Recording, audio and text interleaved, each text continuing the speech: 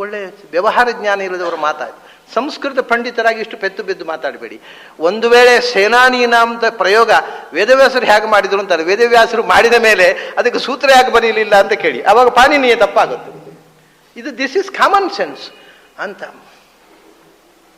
ನಮ್ಮ ಸಂಸ್ಕೃತ ವ್ಯಾಕರಣ ಪಂಡಿತರಿಗೆ, ಅದು ವ್ಯಾಕರಣ ಗೊತ್ತಿದ್ದವರಿಗೆಲ್ಲ ಕಾಮನ್ ಸೆನ್ಸ್ ಇರಬೇಕು ಅಂತಿಲ್ಲ. ಬಹಳ ಜನರಿಗೆ ಪಂಡಿತರಿಗೆ ಕಾಮನ್ ಸೆನ್ಸ್ ಇರೋದಿಲ್ಲ. ಯಾಕೆಂದರೆ ಅದು ಪಾಂಡಿತ್ಯದ ಸಬ್ಜೆಕ್ಟ್ನಲ್ಲಿ ಕಾಮನ್ ಸೆನ್ಸ್ ಅಂತ ಒಂದು ಟೆಕ್ಸ್ಟ್ ಬುಕ್ ಇಲ್ಲ. ಹಾಗಾಗಿ ಕಾಮನ್ ಸೆನ್ಸ್ ಕಲಿಸುವುದಿಲ್ಲ ಯಾರು ಮಕ್ಕಳಿಗೆ. ಪಾಪ ಮಕ್ಕಳಿಗೆ ಗೊತ್ತಿರೋದಿಲ್ಲ. ತಾವು ಪುಸ್ತಕ ಚೆನ್ನಾಗಿ ಓದಿಬಿಟ್ಟಿದ್ದೇವೆ, ತಮ್ಮಂಥ ಪಂಡಿತರು ಯಾರೂ ಇಲ್ಲ ಅಂತ ತಲೆ ಬಂದು ಕೂತು ಬಿಡುತ್ತೆ, ಏನೂ ಗೊತ್ತಿರುವುದಿಲ್ಲ, ಮತ್ತು ಕಾಮನ್ ಸೆನ್ಸೇ ಇರೋದಿಲ್ಲ. ಹಾಗೆ ಬಹಳ ಬಹಳ ವಿಚಿತ್ರ ಇದು. ದೊಡ್ಡ ದೊಡ್ಡ ವ್ಯಾಖ್ಯಾನಕಾರರ ಬಗ್ಗೆ ಹೇಳುದು ನಾನು. ಈ ಬ್ರಹ್ಮಸೂತ್ರಕ್ಕೆ ವ್ಯಾಖ್ಯಾನ ಬರೆದವರು, ಉಪನಿಷತ್ತುಗಳಿಗೆ ಬಹಳ ದೊಡ್ಡ ದೊಡ್ಡ ವ್ಯಾಖ್ಯಾನಕಾರರು ಕಾಮನ್ ಸೆನ್ಸ್ ಇರೋದಿಲ್ಲ. ಅವರು ಉಪನಿಷತ್ತಿಗೆ ಭಾಷೆ ಬರೀತಾರೆ, ಇಡೀ ಶಾಬ್ದಬೋಧ ಬರೀತಾರೆ. ಇವನು ಗದಾಧರ ಭಟ್ಟ ವ್ಯುತ್ಪತ್ತಿವಾದ ಅಂತ, ಇವತ್ತು ಅದೇನು ವ್ಯುತ್ಪತ್ತಿವಾದ ಓದಿಬಿಟ್ಟಿದ್ದಾನೆ ಅಂದರೆ ಅವನಂಥ ವಿದ್ವಾಂಸ ಇಲ್ಲ ಅಂತ ಅನ್ನೋ ದೊಡ್ಡ ಸಂಗತಿ. ಆದರೆ ಅವನಿಗೆ ಸರಿಯಾಗಿ ಭಾಷಾ ಜ್ಞಾನ ಇರಲಿಲ್ಲ. ನಾನು ಯಾವಾಗಲೂ ಹೇಳೋದು, ಒಂದು ಸರ್ತಿ ಮೇಲುಕೋಟೆಗೆ ಹೋಗಿದ್ದೆ ನಾನು. ಮೇಲುಕೋಟೆಯಲ್ಲಿ ನವೀನ ನ್ಯಾಯದ ಕೇಂದ್ರ ಸ್ಥಾನ, ಅದು ಒಳ್ಳೆ ನವೀನ ನ್ಯಾಯವನ್ನು ಓದಿರತಕ್ಕಂಥ ಮಹಾಮಹಾ ಘನ ಪಂಡಿತರು 70-80 ಆದವರೆಲ್ಲ ಇದ್ದಾರೆ ಅಲ್ಲಿ. ಅಲ್ಲಿ ಹೋಗಿದ್ದಾಗ ನಾನು ಹೇಳಿದೆ ಈ ವಿಷಯ. ಅಲ್ಲಿ ಒಬ್ಬ ಹುಡುಗ ಹೇಳಿದ, ನಾನು ಗದಾಧರನ ವ್ಯುತ್ಪತ್ತಿವಾದ ಓದ್ತಾ ಇದ್ದೇನೆ. ಯಾರ ಹತ್ರ? ಯಾವ ವರದಾಚಾರ್ಯರು ಹೇಳ್ತಾ ಇದ್ದಾರೆ, ಒಳ್ಳೆಯದು, ಅದರಲ್ಲಿ ಒಂದು ತಪ್ಪಿದೆ, ಅದನ್ನು ಹೇಳಿದ್ದಾರೆ ನಿನಗೆ ಅಂತ ಹೇಳಿದೆ. ವ್ಯುತ್ಪತ್ತಿವಾದದಲ್ಲಿ ತಪ್ಪಿರುವುದು ಅಂದರೆ ಏನರ್ಥ? ಅದೇನು ತಮ್ಮ ಮೋಸ. ವ್ಯುತ್ಪತ್ತಿವಾದದಲ್ಲಿ ಇರುವ ತಪ್ಪನ್ನು ಹೇಳಲಿಲ್ಲ ನಿನಗೆ ಪಾಠ ಮಾಡುವಾಗ.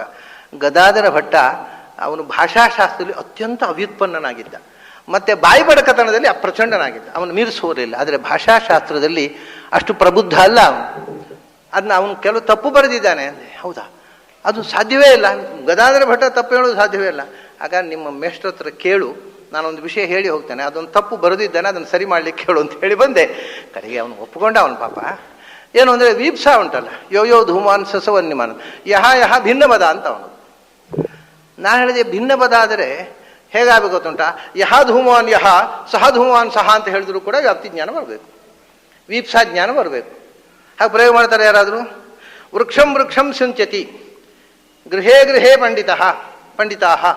ಇದು ವೀಪ್ಸಾ. ಮನೆಯಲ್ಲಿ ಇಂತಿದ್ದ ಹಾಗೆ ಒಟ್ಟಿಗೆ ಹೇಳಬೇಕಾ, ಒಂದೇ ಬೇರೆ ಬೇರೆ ಹೇಳ್ಬೋದಾ? ಒಂದೇ ಶಬ್ದ. ಮನೆಯಲ್ಲಿ ಅನ್ನೋದು it's A single word, compound word. ಹಾಗೆ ಗೃಹೇ ಒಂದೇ ಶಬ್ದ. ಗೃಹೇ ಅನ್ನೋದನ್ನು ಬೇರೆ ಮಾಡಿ, ಗೃಹೇ ಸಿಂಚತಿ ಗೃಹೇ ಪಂಡಿತ, ಗೃಹೇ ಗೃಹೇ ವೃಕ್ಷಂ ಸಿಂಚತಿ ವೃಕ್ಷಂ. ಹಾಗೆ ಪ್ರಯೋಗ ಮಾಡಿ ವೀಪ್ಸಾಬೋಧ ಬರುವುದಿಲ್ಲ. ಅಂದರೆ ಅದು ಒಟ್ಟಿಗೆ ಪ್ರಯೋಗ ಮಾಡಬೇಕು. ಒಟ್ಟಿಗೆ ಪ್ರಯೋಗ ಮಾಡಿದ್ರೆ ಸಹ ಪ್ರಯೋಗ ಅಂದರೆ ಒಂದೇ ಶಬ್ದ ಅಂತ ಆಯಿತು.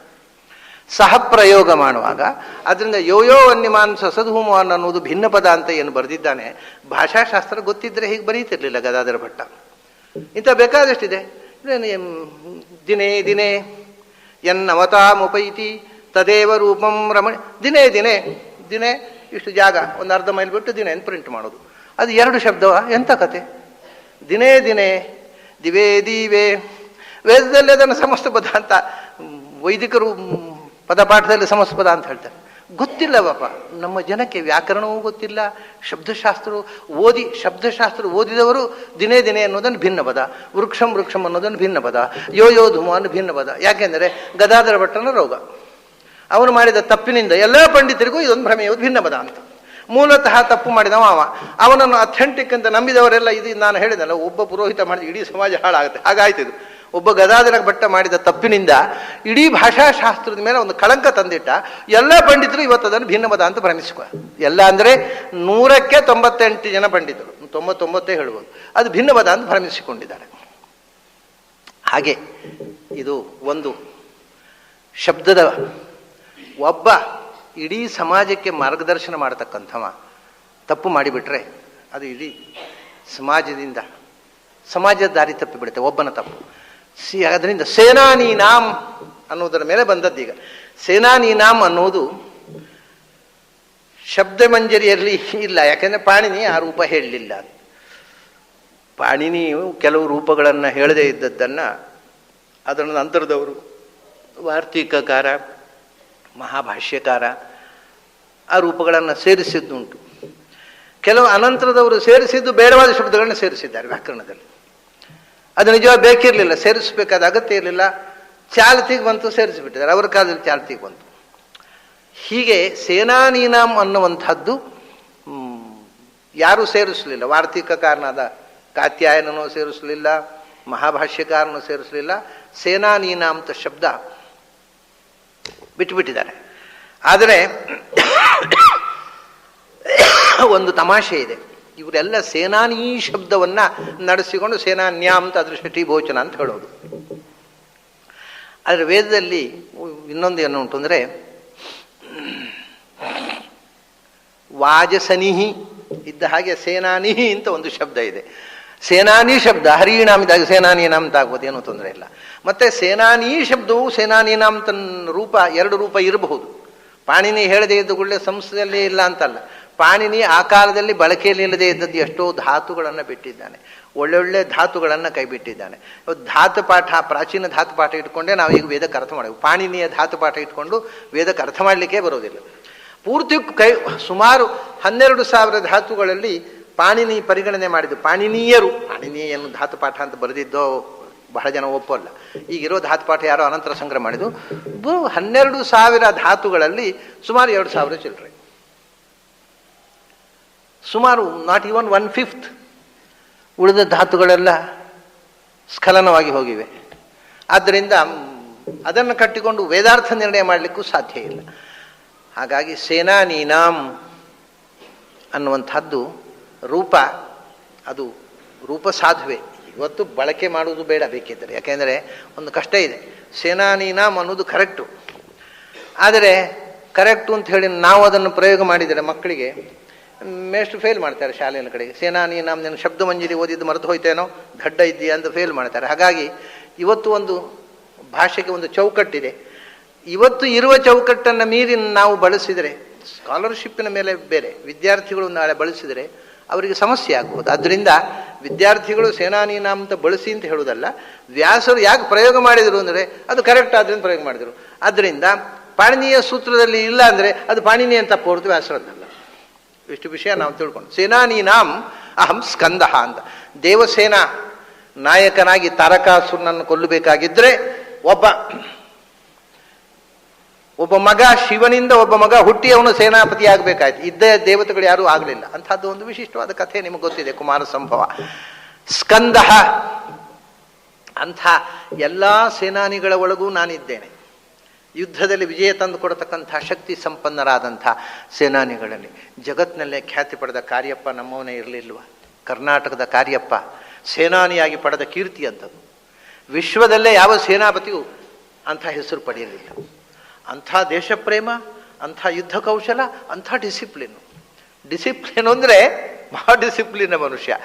ಆತ ಸಾಯೋ ಮುಂಚೆ ಆತನದ್ದೊಂದು ಚಿತ್ರ ಫಿಲ್ಮ್ ಮಾಡಬೇಕು ಅಂತ, ಡಾಕ್ಯುಮೆಂಟ್ರಿ ಫಿಲ್ಮ್ ಮಾಡಬೇಕು ಅಂತ ಒಬ್ಬರು ಅಪಾಯಿಂಟ್ಮೆಂಟ್ ತೊಗೊಂಡ್ರು. You come by 9:30, tomorrow 9:30 AM ಅಂದ. ಇವರು ಟುಮಾರೋ 9:30 AM. ಸರಿ, ಇವರು ಕರೆಕ್ಟ್ 9:25 ಹೋದರು. ಬೆಲ್ ಮಾಡಿದರು. ನಾವು 5 minutes ಮೋರ್ ಅಂತ ಬಾಗ್ಲದಾಗಲಿ ನಾವು 9:30 ಅಂದರೆ ಅಷ್ಟು ಡಿಸಿಪ್ಲಿನ್ನು. 9:25 ಹೋದರೆ he was not allowed to come in. See, I have given you the appointment for 9:30 AM. ನಾವು it is 9:25 only, please wait for 5 minutes ಅಂತ ಬಾಗಿಲು ನಿಲ್ಲಿಸಿಬಿಟ್ಟ. ಅಂದರೆ ಅಂಥ ಡಿಸಿಪ್ಲಿನೇರಿಯನ್ನು ಮತ್ತು ಅಷ್ಟೇ ದೇಶನಿಷ್ಠ, ಅಷ್ಟೇ ದಕ್ಷ ಅಧಿಕಾರಿ. ಈ ಹಾಗೆ ಬಂತು ಭಗವಂತ ಕೂತ ಒಳಗೆ. ಅಪಾರವಾದಂಥ ಒಂದು ಅನುಭವ ಅವನಿಗೆ ಬರುವಂತೆ ವಿಶೇಷ ಸನ್ನಿಧಾನ. ಅದು ಹೇಳ್ದ, ಅಂಥದ್ದು ವಿಭೂತಿಗಳಲ್ಲಿ ದೊಡ್ಡ ಸೇನಾನಿಯಾಗಿ ಸ್ಕಂದನ ಒಳಗೆ ಕೂತೆ ನಾನು. ಯಾಕೆಂದರೆ ನಾನೇ ಸ್ಕಂದ ಅಂದರೆ, ಯಾಕಂದರೆ ಶಬ್ದ ನಂದು. ಸ್ಕಂದ ಅಂತ ಭಗವಂತನ ಹೆಸರು. ಯಾಕೆ? ಭಗವಂತನನ್ನು ನಾವು ಭವಭಯ ಸ್ಕಂದಾಯ ವಂದಾಮಹೇ. ಸ್ಕಂದ ಅಂದರೆ ಏನು? ಸ್ಕಂದ ಅಂದರೆ ಅದನ್ನು ಸ್ಕಂದಿರ್ ಶೋಷಣೆ ಅಂತ ಒಂದು ಧಾತು ಇದೆ. ಸ್ಕಂದಿರ್ ಶೋಷಣೆ. ಸ್ಕಂದತಿ ಇತಿ ಸ್ಕಂದ ಅಂದರೆ ಶೋಷಯತಿ ಅಂದರೆ ಒಂದು ಕಾಲದಲ್ಲಿ ಇಡೀ ವಿಶ್ವವನ್ನು ನಾಶಗೊಳಿಸುವವ, ಸಂಹಾರ ಶಕ್ತಿ ಅಂತ ಅರ್ಥ. ಮತ್ತೆ ಇನ್ನು ನಾನಾ ವಿಧವಾದ ಅರ್ಥ ಮಾಡ್ಬೋದು. ಬೇಸಿಗೆಯಲ್ಲಿ ಎಲ್ಲ ನೆಲದಲ್ಲಿ ಇರತಕ್ಕಂಥ ನೀರಿನ ಪಸೆಯನ್ನು ಒಣಗಿಸಿ ಆವಿಯಾಗಿ ಮಾಡುವವ ಸ್ಕಂದಯತಿ. ಸ್ಕಂದ ಅಂದರೆ ಶೋಷಣೆ, ನೀರನ್ನು ಆವಿಯಾಗಿ ಹವೆಯಾಗಿ ಮಾಡಿ ಒಣಗಿಸುವವ, ಪ್ರಳಯ ಕಾಲದಲ್ಲಿ ದ್ವಾದಶಾದಿತ್ಯರ ಬಿಸಿಯನ್ನು ಈ ನೆಲಕ್ಕೆ ತಳ್ಳಿ ನೆಲವನ್ನೆಲ್ಲ ಶೋಷಣೆ ಮಾಡುವವ, ಕೊನೆಗೆ ಇಡೀ ವಿಶ್ವವನ್ನು ಸಂಹಾರ ಮಾಡುವ. ಸ್ಕಂದ ಅಂದರೆ ಸಂಹಾರ ಶಕ್ತಿ ಅಂತ ಅರ್ಥ. ಹಾಗಾಗಿ ನಿಜವಾದ ಸ್ಕಂದ ಅವನು ಏನು ಮಾಡಿದ? ಒಬ್ಬ ತಾರಕಾಸುರನನ್ನು ಕೊಂದ, ಅವನ ಜೊತೆ ಬಂದ ಯಾರೋ 4 ಜನ ರಾಕ್ಷಸ ಸೇನೆಯನ್ನು ಕೊಂದ. ಇಡೀ ಜಗತ್ತನ್ನು ಸಂಹಾರ ಮಾಡ್ತಕ್ಕ ಸ್ಕಂದ ನಾನಪ್ಪ. ಅದರಿಂದ ಸ್ಕಂದ ಶಬ್ದದಿಂದ ನನ್ನನ್ನು ಉಪಾಸನೆ ಮಾಡಬೇಕು. ಆಮೇಲೆ ಸ್ಕಂದ ಸೇನಾಪತಿಯಾಗಿ ತಾರಕಾಸುರನ್ನು ಸಂಹಾರ ಮಾಡುವಂಥ ಶಕ್ತಿ ಕೊಟ್ಟಂಥ ಅಂತರಂಗದಲ್ಲಿ ಒಳಗೆ ಅಂತರ್ಯಾಮಿಯಾಗಿದ್ದ ತತ್ವ ನಾನು. ಸೇನಾನೀನಾಂ ಅಹಂ ಸ್ಕಂದ. ಹಿಂದೆ ಭೂಮಿಯ ಇದೆಲ್ಲ ಆಯಿತು, ಸಂಪತ್ತುಗಳ ವಿಷಯ ಹೇಳಿದ್ದ. ಸಂಪತ್ತುಗಳಲ್ಲಿ ಚಿನ್ನ, ರತ್ನ ಸಾನು, ಹೇಮಾದ್ರಿ ಅಂದರೆ ಸುಮೇರು, ಮೇರು ಪರ್ವತ ಅಂತ. ಇನ್ನೊಂದು ಸಂಪತ್ತುಗಳು ರತ್ನಾಲಯ, ರತ್ನ ಸಾನು ಆದಮೇಲೆ ರತ್ನಾಕರ ಬೇಡವಾ? ಮುತ್ತುಗಳ ನೆಲೆ ಇನ್ನೊಂದು ಇರುವುದು ನಿಮಗೆ. ಮುತ್ತು ಅಮೂಲ್ಯವಾದಂಥ ಅನರ್ಘವಾಗಿರತಕ್ಕಂಥ ಮುತ್ತು ರತ್ನಗಳು ಸಿಗೋದು ಮತ್ತು ಅನರ್ಘ್ಯವಾಗಿರತಕ್ಕಂಥ ಶಂಖಗಳು ಸಿಗೋದು ಸಮುದ್ರದಲ್ಲಿ. ಆದ್ದರಿಂದ ಸರಸಾಮಸ್ಮಿ ಸಾಗರ. ಪರ್ವತ ತಗೊಂಡ ನೆಲದ ವಿಷಯ ಬಂದಾಗ ನೆಲದಲ್ಲಿ ಒಂದು ಬಹಳ ಮಹತ್ವದ ಬೆಟ್ಟ ಆದರೆ ಮತ್ತೊಂದು ಆಳದ ಸಮುದ್ರ. ನಾನೇ ಸರಸಾಂ, ಸರಸ್ ಅಂದರೆ ರಸದಿಂದ ಸಹಿತ, ನೀರಿನಿಂದ ಕೂಡಿರುವ ಜಲಾಶಯ ಅಂತ ಅರ್ಥ. ಜಲಾಶಯಗಳಲ್ಲಿ ಬಹಳ ದೊಡ್ಡದು ಅಂದರೆ ಸಮುದ್ರ ಅಲ್ವಾ? ನಮಗೆ ಗೊತ್ತಿರುವಂಥ ಜಲಾಶಯಗಳಲ್ಲೇ ದೊಡ್ಡದು ಅಂದರೆ ಸಮುದ್ರ. ಅದು ನಾನೇ. ಅಂದರೆ ಅದರಲ್ಲಿ ವಿಭೂತಿಯಾಗಿ ನಾನೇ ಇದ್ದೇನೆ. ಯಾಕೆಂದರೆ ಒಂದು ವಿಚಿತ್ರ ನೋಡಿ, ಬಹಳ ಆಶ್ಚರ್ಯದ ಸಂಗತಿ ಇದು. ಇದನ್ನು ವಿಜ್ಞಾನಿಗಳಲ್ಲಿ ಬಹಳ ದೊಡ್ಡ ವಿಜ್ಞಾನಿ ವೆಲಿಕೋವ್ಸ್ಕಿ ತನ್ನ ಪುಸ್ತಕದ ಪ್ರಾರಂಭದಲ್ಲಿ ಒಂದು ಮಾತು ಹೇಳ್ತಾನೆ. ನಾವು ವಿಶ್ವದ ವಿಸ್ಮಯವನ್ನೆಲ್ಲ ತಿಳಿದಂಥ, ಜಗತ್ತಿನ ಗುಟ್ಟನ್ನೆಲ್ಲ ಭೇದಿಸಿದಂಥ ವಿಜ್ಞಾನಿಗಳು ಅಂತ ನಾವು ಭ್ರಮೆಯಲ್ಲಿದ್ದೇವೆ. ಆದರೆ ನಮಗೆ ಏನೂ ಗೊತ್ತಿಲ್ಲ ಅಂತಾನೆ. ಕಾಲಿಷನ್ ಆಫ್ ದ ವರ್ಲ್ಡ್ಸ್ ಅಂತ ಪುಸ್ತಕ ಇದು ಸಿಕ್ಕಿದರೆ ದಯವಿಟ್ಟು ನೀವು ಓದಬೇಕು. ರಷ್ಯನ್ ಸೈಂಟಿಸ್ಟು ಐನ್ಸ್ಟೈನು ತುಂಬ ಮೆಚ್ಚಿಕೊಂಡ, ಐನ್ಸ್ಟೈನಿಗೆ ತುಂಬ ಪ್ರಿಯನಾದಂಥ ಸೈಂಟಿಸ್ಟು ವೆಲಿಕೋವ್ಸ್ಕಿ ಅಂತ. ಕಾಲಿಷನ್ ಆಫ್ ದ ವರ್ಲ್ಡ್ಸ್ ಅಂತ ಒಂದು ಪುಸ್ತಕ ಬರೀತಾನೆ. ತುಂಬ ಅದ್ಭುತ. ನಮ್ಮ ಭಾಗವತ, ಉಪನಿಷತ್ತು, ಪುರಾಣಗಳನ್ನು ಕೋಟ್ ಮಾಡ್ತಾನೆ ರಷ್ಯನ್ ಆದರು. ಅವನೊಂದು ಮಾತು ಹೇಳ್ತಾನೆ, ನಾವು ಎಲ್ಲ ಪ್ರಪಂಚದ ರಹಸ್ಯವನ್ನೆಲ್ಲ ತಿಳಿದವರು, ಎಲ್ಲ ಗುಟ್ಟು ಗೊತ್ತಾಗ್ಬಿಟ್ಟಿದೆ ನಮಗೆ ಅಂತ ಅನ್ನುವ ಭ್ರಮೆಯಲ್ಲಿ ಬದುಕುತ್ತಾ ಇದ್ದೇವೆ. But we do not know, we know nothing. ಏನೂ ಗೊತ್ತಿಲ್ಲ ನಮಗೆ. ಅದು ಒಂದು ವಿಷಯ ಗೊತ್ತಾಗಬೇಕೀಗ. ಏನೂ ಗೊತ್ತಿಲ್ಲ ಅನ್ನೋದೇ ಗೊತ್ತಿಲ್ಲ. ಅದೊಂದು ವಿಷಯ ಗೊತ್ತಾಗಬೇಕು, ಮುಖ್ಯ. ಅದು ವಿಜ್ಞಾನ ಕಲಿಸಿಕೊಡ್ಲಿಲ್ಲ ನಮಗೆ. ಯಾಕೆಂದರೆ ಅವನು ಹೇಳ್ತಾನೆ, ನೀವು ಬನ್ನಿ, ಉಡುಪಿಗೆ ಬನ್ನಿ, ಮಲ್ಪೆಯ ತೀರದಲ್ಲಿ ಸಾಕಷ್ಟು, ಸಮುದ್ರ ತೀರದಲ್ಲೇ, ಸಮುದ್ರದ ಅಂಚಿನಲ್ಲೇ ಮನೆಗಳಿವೆ. ಅಲ್ಲಿ ಎಲ್ಲ ಬಾವಿ ತೋಡಿದ್ದಾರೆ, ಸಿಹಿ ನೀರು. ಸಮುದ್ರದಲ್ಲಿ 5 ಮೈಲ್ ಹೋಗಿ, ಅಲ್ಲಿ 5 ಮೈಲ್ ಹೋದರೆ ಅಲ್ಲಿ ಬಹದ್ದೂರ್ಗಢ ಅಂತ ಮಧ್ಯದಲ್ಲಿ ಒಂದು ಐಲ್ಯಾಂಡ್ ಇದೆ, ಸಮುದ್ರದ ಮಧ್ಯದಲ್ಲಿ. ಅಲ್ಲಿ ತೆಂಗಿನ ತೋಟ ಇದೆ. ಬಹದ್ದೂರ್ಗಢ, ಆಮೇಲೆ ತೋನ್ಸೆಪಾರ್ ಅಂತ 2 ಐಲ್ಯಾಂಡ್ ಇದೆ. ಅಲ್ಲಿ ತೆಂಗಿನ ತೋಟ ಇದೆ ಸಮುದ್ರದ ಮಧ್ಯದಲ್ಲಿ. ಅದು ಸಮುದ್ರದ ನೀರನ್ನು ಹೀರಿ ಬೆಳೆದ ಮರಗಳು, ಬೇರೆ ಎಂತ ಇಲ್ಲ ಅಲ್ಲಿ. ಆ ತೆಂಗಿನಕಾಯಿಯ ನೀರು ನಮ್ಮ ಇಲ್ಲಿ ಬೆಂಗಳೂರಿನಲ್ಲಿ ಬೆಳೆಸೋ ತೆಂಗಿನ ಮರದಲ್ಲಿ ಸ್ವಲ್ಪ ಉಪ್ಪಿನ ಛಾಯೆ ಇರ್ತದೆ. ಸ್ವೀಟು ಅಂದರೆ ಸ್ವೀಟು, ಸಕ್ಕರೆ ಪಾನಕದ ಹಾಗೆ ಉಪ್ಪು ನೀರು ಕುಡಿದು ಬೆಳೆದ ತೆಂಗಿನ ಮರ. ಅಲ್ಲಿ ಒಂದು ಬಾವಿ ಇದೆ ಸಮುದ್ರ ಮಧ್ಯದಲ್ಲಿ, ಎಲ್ಲಿ ತೋನ್ಸೆಬಾರ್ನಲ್ಲಿ, ಸ್ವೀಟ್ ವಾಟರ್. ಅವನು ಹೇಳ್ತಾನೆ, ಎಲ್ಲಿ ಬಾವಿ ತೋಡಿದ್ರು ಸ್ವೀಟ್ ವಾಟರು, ಆದರೆ ಅಪರಂಪಾರವಾದ ಸಮುದ್ರದಲ್ಲಿ ಎಲ್ಲಿ ಹೋದರೂ ಉಪ್ಪು ನೀರು. ಇದು ಯಾಕೆ ನಮಗೆ ಗೊತ್ತಿಲ್ಲ ಅಂದ. ನಾವು ನಮಗೆಲ್ಲ ಗೊತ್ತಿದೆ, ಸಮುದ್ರದ ನೀರು ಯಾಕೆ ಉಪ್ಪು, ಅದರ ಪಕ್ಕದಲ್ಲಿ ಬಾವಿ ತೋಡಿದ್ರೆ ಯಾಕೆ ಸಿಹಿ ಅನ್ನೋದು ವಿ ಡು ನಾಟ್ ನೋ. ಭಗವಂತ ಅಷ್ಟೇ. ಸರಸಾಮಸ್ಮಿ ಸಾಗರ. ಆ ಸಾಗರದಲ್ಲಿ ನೋಡಿ ಎಲ್ಲ ರಸಗಳನ್ನು ಭಗವಂತ ಒಂದೊಂದು ವಸ್ತುವಿನಲ್ಲಿ ಇಟ್ಟ. ರಸಗಳಲ್ಲಿ ನೋಡಿ, ಸ್ವೀಟು ಹಣ್ಣಿನಲ್ಲಿಟ್ಟ, ಕಹಿ ಹಣ್ಣಿನಲ್ಲಿಟ್ಟ, ಹಾಗಲಕಾಯಿಯಲ್ಲಿಟ್ಟ, ಹುಳಿ ಹುಣಸೆ ಹಣ್ಣಿನಲ್ಲಿಟ್ಟ, ಒಗರು ಅದು ಕಾಯಿಗಳಲ್ಲಿಟ್ಟ, ಮಹಾ ಒಗರು, ಅಣಲೆಕಾಯಿ, ಯಾವುದು ನೆಲ್ಲಿಕಾಯಿ, ಒಗರು ಎಲ್ಲ ಇಟ್ಟ. ಅವನು ಒಂದು ರಸ ಮಾತ್ರ ಪ್ರಕೃತಿಯಲ್ಲಿ ಎಲ್ಲಿಯೂ ಭಗವಂತ ಸೃಷ್ಟಿ ಮಾಡಲೇ ಇಲ್ಲ. ಉಪ್ಪು ಹಣ್ಣು ಅಂತ ಒಂದು ಉಂಟ, ಉಪ್ಪಾದ ಹಣ್ಣು. ಅದು ನಿಮಗೆ ಇರೋದು ನೀರಿನಲ್ಲಿ ಮಾತ್ರ, ಸಮುದ್ರದಲ್ಲಿ ಮಾತ್ರ, ಬೇರೆ ಎಲ್ಲಿಯೂ ಉಪ್ಪನ್ನು ಸೃಷ್ಟಿ.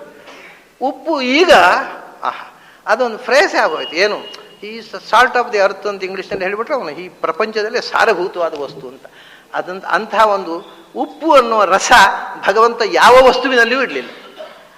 ಪ್ರಪಂಚದಲ್ಲಿ ಎಲ್ಲ ರಸಗಳು ಹಣ್ಣಿನಲ್ಲೇ ನಮಗೆ ಸಿಗುವಂಥವು, ಆದರೆ ಉಪ್ಪಾದ ಹಣ್ಣು ಒಂದು ಕೊಡಲಿಲ್ಲ. ಮತ್ತೆ ಅದನ್ನು ನೀರಿನಿಂದ, ಅದು ಯಾವ ನೀರು? ನಮ್ಮ ಬಾವಿ ನೀರು, ನಮ್ಮ ನದಿ ನೀರೆಲ್ಲ ಆಗೋದಿಲ್ಲ, ಸಮುದ್ರದ ನೀರೇ. ಅದು ಕೇವಲ ಉಪ್ಪಿಗೋಸ್ಕರವೇ ಉಪ್ಪು ನೀರು ಮಾಡಿದ್ನು. ಏನು ಕಥೆಯೋ ಅದು ಅವನದ್ದೇ ಕಾರ್ಬಾರ್, ನಮಗೆ ಅರ್ಥ ಆಗೋದಿಲ್ಲ ಇದೆಲ್ಲ. ಅದನ್ನು ಹೇಳಿದ್ರು ಸಮುದ್ರವೇ ಒಂದು ವಿಸ್ಮಯ. ಮತ್ತು ಇನ್ನೊಂದು, ಹೊರಗಿನ ಪ್ರಪಂಚದಲ್ಲಿ ಎಷ್ಟು ಪ್ರಾಣಿಗಳಿವೆ, ಅದಕ್ಕಿಂತ ಹೆಚ್ಚು ಪ್ರಾಣಿಗಳು ಸಮುದ್ರದಲ್ಲಿ. ಈ ಭೂಮಿಯಲ್ಲಿ ಇರತಕ್ಕಂತಹ ಪ್ರಾಣಿಗಳ ವೈವಿಧ್ಯಕ್ಕಿಂತ ಹೆಚ್ಚು ಪ್ರಾಣಿಗಳು ಸಮುದ್ರದಲ್ಲಿವೆ. ಆಮೇಲೆ ಸಮುದ್ರದಲ್ಲಿ ಇರತಕ್ಕಂತಹ ಪ್ರಾಣಿಗಳಿಗೆ ಭಗವಂತ ಕೊಟ್ಟ ಶಕ್ತಿ ಮೇಲೆ ಇರತಕ್ಕಂತಹ ಪ್ರಾಣಿಗಳಿಗಿಂತ ವಿಚಿತ್ರ. ಅವು ಎಲ್ಲಿ ತನಕ ಅಂದರೆ, ರಾತ್ರಿ ಅವು ನೀರಿನ ಒಳಗೆ ಪ್ರಯಾಣ ಮಾಡಬೇಕಾಗಿದ್ದರೆ, ಅವುಗಳಿಗೆ ಕಾಣಬೇಕು ಅಂತಂದರೆ ತನ್ನ ದೇಹದಿಂದ ಶಾಖ ಉತ್ಪತ್ತಿ ಮಾಡಿ ಎಲೆಕ್ಟ್ರಿಸಿಟಿ ಮಾಡಿ ಬೆಳಕು ಹಾಯಿಸುವಂಥ ಶಕ್ತಿ ಕೊಟ್ಟಿದ್ದಾನೆ. ಯಾಕಂದ್ರೆ ನಮ್ಮ ಹಾಗೆ ಎಲೆಕ್ಟ್ರಿಸಿಟಿ, ಡಿಪಾರ್ಟ್ಮೆಂಟಲ್ ಎಲೆಕ್ಟ್ರಿಸಿಟಿ ಇಲ್ಲ ಅಲ್ಲಿ. ಅವೇ ತಮ್ಮ ಮೈಯಿಂದ ಎಲೆಕ್ಟ್ರಿಸಿಟಿ ಉತ್ಪತ್ತಿ ಮಾಡಿ ಬೆಳಕು ಹಾಯಿಸಿಕೊಳ್ತಾವೆ. ಇನ್ನೂ ಅಗತ್ಯವಿದ್ದರೆ ತಮಗೆ ಅಪಾಯ ಬಂತು ಅಂತಂದರೆ ಆ ಕರೆಂಟನ್ನು ಎದುರು ಬಂದಿರತಕ್ಕಂಥ ಶತ್ರುಗಳ ಮೇಲೆ ಹಾಯಿಸಿ ಅವುಗಳನ್ನು ಗಾಯಗೊಳಿಸಿ ಓಡಿಸಿಬಿಡ್ತವೆ. ಒಂದೆರಡು ಶಕ್ತಿ ಅಲ್ಲ, ನಮ್ಮ ಇಲ್ಲಿ ಭೂಮಿಯಲ್ಲಿ ಇರತಕ್ಕಂಥ ಪ್ರಾಣಿಗಳ ವೈವಿಧ್ಯ ಶಕ್ತಿಗಳಿಗಿಂತ ಹೆಚ್ಚು ವಿಚಿತ್ರ ಶಕ್ತಿ, ಹೆಚ್ಚು ವಿಚಿತ್ರ ವೈವಿಧ್ಯ, ಅತ್ಯದ್ಭುತವಾದ ಪ್ರಪಂಚ ನೀರಿನ ಒಳಗೆ. ಅದರ ಜೊತೆಗೆ ಅದು ಉಪ್ಪು ನೀರು. ಆ ಉಪ್ಪು ನೀರು, ಯಾಕೆ ನೀರು ಉಪ್ಪು ಅನ್ನೋ ನಮಗೆ ಇವತ್ತಿಗೂ ಕೂಡ ಖಚಿತವಾಗಿ, ಪ್ರಾಯ ನಮಗೆ ಉಪ್ಪು ನೀರು ಕುಡಿಸ್ಬೇಕು ಅಂತಲೇ ಅವನು ಸಂಕಲ್ಪ ಇತ್ತು, ಕುಡಿಸಿದ ಅಷ್ಟೇ. ಎಂದಿದ್ರೆ ಸಿಹಿ ನೀರೇ ಕುಡಿದು ಸಾಯಲಿ ಅಂತ ಬಿಡ್ತಿದ್ದ. ಇವುಗಳಿಗೆ ಅಹಂಕಾರ ಜಾಸ್ತಿ ಆದ, ಒಂಚೂರು ಉಪ್ಪು ನೀರು ಕುಡಿಸ್ಬೇಕು ಅಂತ ಕಂಡಿರಬೇಕು. ಅದಕ್ಕೆ ಉಪ್ಪು ಅಂದರೆ ಜೀವ ಬಿಡ್ತಾರೆ ಮನುಷ್ಯರು, ಅಷ್ಟು ರಸ ಆಗೋಯ್ತು ಈಗ ಅದು ಸರಸ. ಅದೇ ಸರಸಾಮ್ ಅಂದ ಕೃಷ್ಣ. ರಸ ಅಂದರೆ ರಸ. ರಸದಿಂದ ಕೂಡಿರುವ ಜಲಾಶಯಗಳಲ್ಲಿ ಉಪ್ಪು ಇದು ವಿಶೇಷವಾದ ಸರಸ್. ಇದನ್ನು ರಸಗಳಲ್ಲಿ ಲವಣ ರಸವನ್ನು ಹೊಂದಿರತಕ್ಕಂಥದ್ದು. ಎಲ್ಲಿ ತನಕ ಆಯಿತು ನೋಡಿ, ಆ ಉಪ್ಪಿಗೆ ಎಷ್ಟು ಮಹತ್ವ ಬಂತು ಅಂದರೆ, ಮನುಷ್ಯನ ಆ ಸಂಸ್ಕಾರ, ಉಪ್ಪು ಅಂದರೆ ಅವನಿಗೆ ಎಷ್ಟು ಪ್ರಿಯ ಆಯಿತು ಅಂದರೆ, ಉಪ್ಪು ಅನ್ನೋದು ಸೌಂದರ್ಯ ಸಂಕೇತ ಆಗೋಯ್ತು. ಕಡೆಗೆ ಒಂದು ಹುಡುಗಿ ಚಂದ ಇದ್ರೆ ಬಹಳ ಲಾವಣ್ಯಪ್ಪ, ಅವನು ಉಪ್ಪು ಇರ್ತಾಳ ನಕ್ಕಿದ್ರೆ ಏನು ಲಾವಣ್ಯ ಆ ಹುಡುಗಿದ್ದು. ಓಹೋ, ಲಾವಣ್ಯ ಅಂದರೆ ಸೌಂದರ್ಯ ಅಂತ ಅರ್ಥ. ಲವಣಕ್ಕೆ ಇಷ್ಟು ಇಂಪಾರ್ಟೆನ್ಸ್ ಬಂತು. It is equal to beauty. ಹೀಗೆ ಒಂದು ವಿಚಿತ್ರವಾದ ಅದ್ಭುತವಾದ ಪ್ರಪಂಚವನ್ನು ನೀರಿನ ಮೂಲಕ ಸೃಷ್ಟಿ ಮಾಡಿದ. ಅದು ನಾನೇಪ್ಪ. ಅದಕ್ಕೆ ಸಾಗರ ಅಂತ ಹೆಸರು. ಏನೋ ಸಗರನ ಮಕ್ಕಳು ತೋಡಿದ್ರಂತೆ, ಅವ್ರನ್ನ ತೋಡಿದ್ರೆ ಎಷ್ಟು ತೋಡಿಯಾರು. ತೋಡಿದ್ರಿಂದ ಇದ್ದದ್ದು 1 ಇಂಚು ದೊಡ್ಡದಾದೀತು, 2 ಇಂಚು ದೊಡ್ಡದಾದೀತು. ಸೃಷ್ಟಿ ಮಾಡಿದ್ದು ನಾನು ಸಮುದ್ರಗಳನ್ನು. ನಾನು ಅದರಲ್ಲಿ ಸಾಗರ ಶಬ್ದವಾಚ್ಯನಾಗಿ ತುಂಬಿದ್ದೇನೆ. ಸಾಗರ ಯಾಕೆ? ಸಾರ, ಗರಹ, ಸಾಗರ ಇವೆಲ್ಲ ಅಬ್ರಿವೇಷನ್ಸ್. ಸಾರ, ಗರಹ, ಎಲ್ಲಿ ಏನು ಸಾರವತ್ತಾದಿದೆ ಅದನ್ನು ಗರಣ. ಗರಣ ಅಂದರೆ ಗಿರಣ, ತಿನ್ನೋನು. ಸಾರವನ್ನು ಸ್ವೀಕರಿಸುವ. ಶುಭಂ ಪಿಬತ್ಯ ಸೌ ನಿತ್ಯಂ ನಾ ಶುಭಂ. ನಾವು ಸಮರ್ಪಣೆ ಇಟ್ಟದ್ರೂ ಸಾರ ಮಾತ್ರ ತಗೊಳ್ಳುವ. ಆದ್ದರಿಂದಲೇ ಎಲ್ಲಿ ಏನಿದ್ರು ಅದರ ಸಾರ ನನಗೆ ಸಲ್ಲೋದು, ನಿಮಗೆ ಸಸಾರ ಅಷ್ಟೇ. ನಾವು ಸಾರ, ನಿಮಗೆ ಸಸಾರದ್ದು ನಿಮಗೆ. ನೀವು ತಿಳ್ಕೊಂಡದ್ದು ಸಸಾರ ಅಂತ ಕಡೆ, ನಮಗೆ ಸಸಾರ ಅದು. ಅದರಿಂದ ಅಸಾರವಾದದ್ದು ನಿಮಗೆ, ಸಾರವಾದದ್ದು ನನಗೆ. ಎಲ್ಲ ಕಡೆಯೂ ಸಾರವನ್ನು, ಶುಭರಸವನ್ನು ಸ್ವೀಕಾರ ಮಾಡುವನಾದ್ದರಿಂದ ಸಾರಗರಣಾತ್ ಸಾಗರ ಅಂತ ನನಗೆ ಹೆಸರು. ಎಲ್ಲಕ್ಕಿಂತಲೂ ಮಹತ್ತರವಾದಂಥ ಲವಣ ಸಾರ ಅಲ್ಲಿ ತುಂಬಿರೋದ್ರಿಂದ ಅದಕ್ಕೂ ಸಾಗರ ಅಂತ ಹೆಸರು. ಅಂಥ ಲವಣ ಸಾರವನ್ನು ಅದರಲ್ಲಿ ತುಂಬಿ ಅದಕ್ಕೂ ಸಾರ ಕೊಟ್ಟು ಸಾರಪ್ರದನಾಗಿ ಜಗತ್ತಿನ ಎಲ್ಲ ಸಾರವನ್ನು ನಾನು ಸ್ವೀಕರಿಸುವವನಾದ್ದರಿಂದ. ಗರ ಅನ್ನುವುದಕ್ಕೆ ಸಂಸ್ಕೃತದಲ್ಲಿ 2 ಅರ್ಥ ಇದೆ. ಒಂದು ಗರಣಂ ಅಂದರೆ ಗಿಲನಂ, ಒಂದು ಗರಣಂ ಅಂದರೆ ಕ್ಷರಣಂ. ಸಾರಂ ಗರತಿ, ಸಾರಂ ಗಿಲತಿ. ಗಿರತಿ ಅಂತ ಇಟ್ಕೊಂಡ್ರೆ ಭೋಗಿಸುವವರು.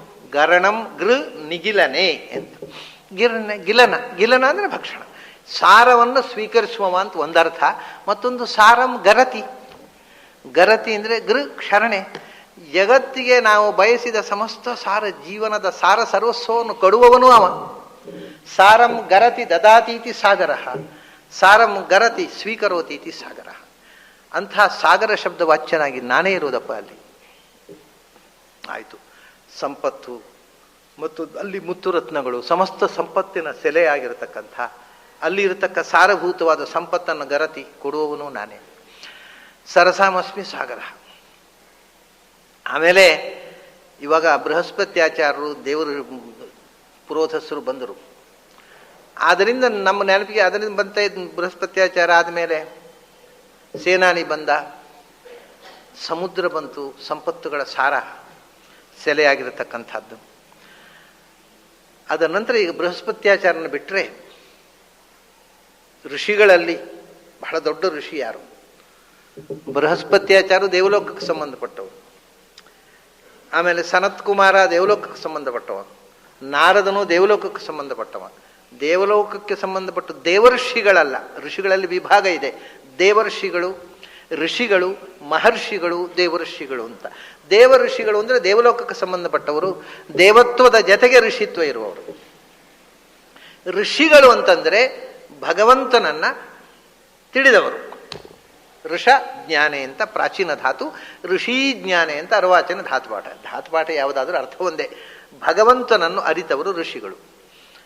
ಆ ಭಗವಂತನನ್ನು ಅರಿತು ಬಹಳ ಎತ್ತರಕ್ಕೆ ಏರಿ ಎಲ್ಲ ಋಷಿಗಳಿಗೂ ಗುರುಸ್ಥಾನದಲ್ಲಿ ನಿಂತು ಭಗವಂತನಿಗೆ ತೀರ ಹತ್ತಿರ ಆದವರು ಮಹರ್ಷಿಗಳು. ಅಂದರೆ ಸುಮಾರಾಗಿ ವೇದ ಮಂತ್ರಗಳ ದರ್ಶನದಿಂದ ಭಗವಂತನ ಸಾಕ್ಷಾತ್ಕಾರದ ಒಂದು ಎತ್ತರಕ್ಕೇರಿದವರು. ಅಲ್ಲಿಂದ ದೇವತ್ವವನ್ನು ಪಡೆದವರು ದೇವರ್ಷಿಗಳು. ಈಗ ಬೃಹಸ್ಪತ್ಯಾಚಾರ್ಯರು, ಸನತ್ ಕುಮಾರ ಇವರೆಲ್ಲ ದೇವಲೋಕಕ್ಕೆ ಸಂಬಂಧಪಟ್ಟವರು. ಅವರೆಲ್ಲ ದೇವಲೋಕಕ್ಕೆ ಸಂಬಂಧಪಟ್ಟರು ಕೂಡ ದೇವರ್ಷಿಗಳು ಅಂತ ಹೆಸರು ಪಡೆದವರು ನಾರದರು.